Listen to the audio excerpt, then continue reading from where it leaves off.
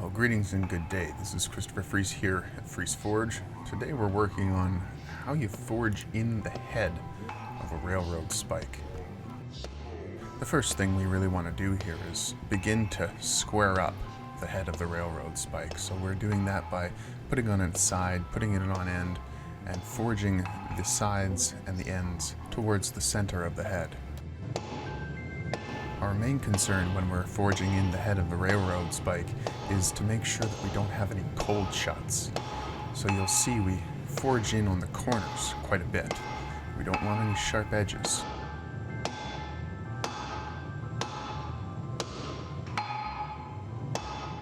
Now that we've got it to kind of an off-centered square, we want to begin to forge in the very corners.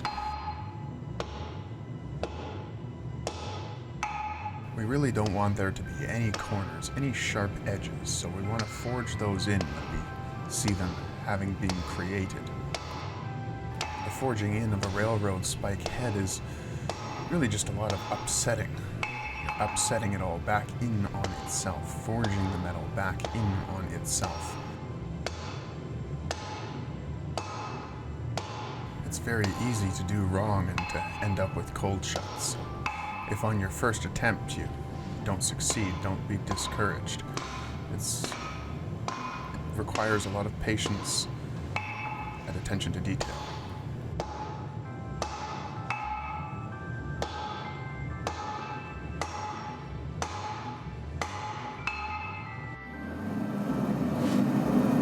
It's a nice first heat. Notice how there's quite a bit of scale coming off the metal. That's because I left the piece in the fire a little bit longer than I should have. In a propane forge, your piece will just kind of scale away. What would have been better to do before I began the actual hammering is to give it a good hot brush, get a lot of that scale off, and it will also help with the hot brushing to remove any jagged edges that we're trying to avoid and help to ensure that our piece doesn't have any cold shuts.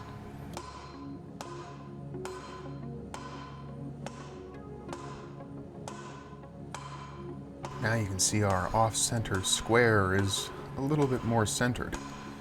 That's good, that's what we want. We want to forge that whole mass in towards the center of the bar, or what will be the bar.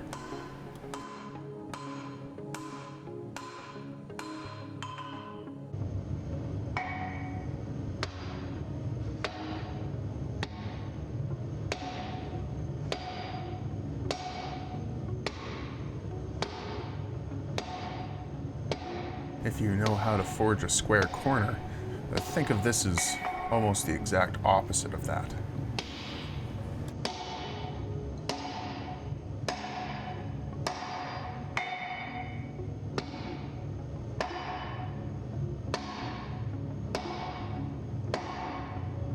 Every heat takes less than a minute, so there's not really a whole lot of time to do your work. You have to be quick. You have to be precise, and you have to be very thorough.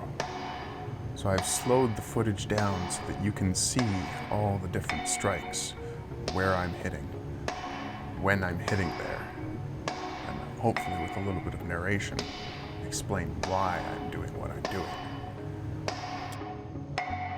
This isn't to say that this is the only way you can forge in the head of a railroad spike.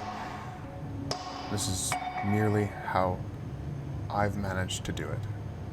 How I've managed to do it successfully, repeatedly, and how you can do it as well. But if you've got another method that works better for you, by all means, go right ahead.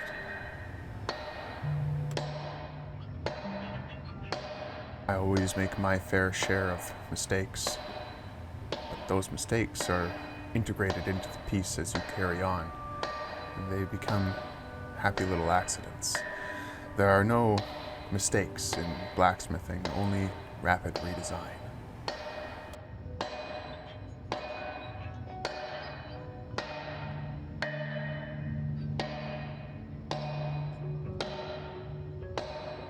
We're nearly done. We've got this bar squared up pretty well.